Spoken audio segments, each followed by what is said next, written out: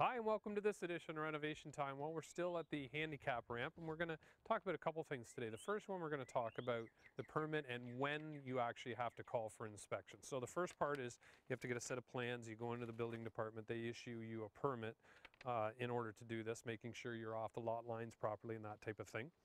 Then once that's been approved, there's certain processes in, for instance, building a deck when you need to call for inspection. So usually the first thing you want to do is call for a locate. And what a locate does is they come over, and it's actually free of charge, doesn't cost you anything.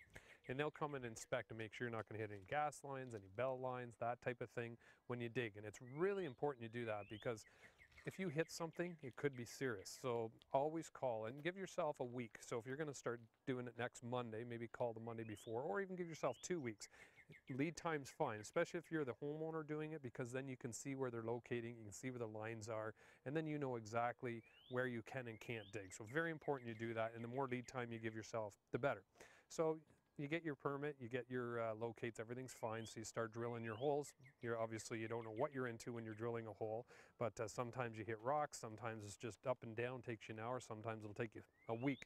You never know, but that's one of the unforeseen things in doing a renovation or a building of any sort. So once you get those holes dug, they're usually down about 4 feet. You have to call for an inspection on that as well. So they'll come, they'll check and make sure the soil you're building on is good and make sure the depth is good. Then what you do is you fill them full of concrete. So you do your sonotubes with your Bigfoots if you need to. You pour your concrete. Again, you call after that's done so they can inspect that.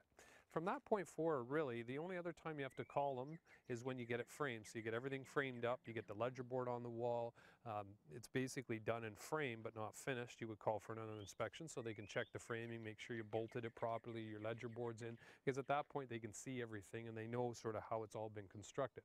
And then at the end of that, you call them at the final inspection, and usually they're very happy to come and look at it, make sure everything looks good, it's finished, and obviously the finished product is good and they can live with it, and then they sign off on it. So then your inspection's done, they sign off on it, and then you're free and clear. So one really important thing though when you're doing a deck or that type of thing is if you don't get an inspection, sometimes you may run into problems or unforeseen things. So it's always really good to get an inspection, make sure it's finalized. Because if you're going to sell the house at some point, there could be some obviously issues arise from that if you haven't actually got an inspection.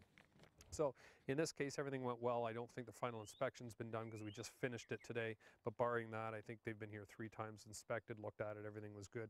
And a lot of times what they'll do too, and actually is if you're not there when you're doing it, they'll just leave a little green sticker or a red sticker depending on where you're at. But if you're not there, they'll just leave a sticker, say, okay, you're good to go, you can finish. Because if you get the holes dug and you get the sonotubes in the concrete, you're not sitting around waiting for them to show up.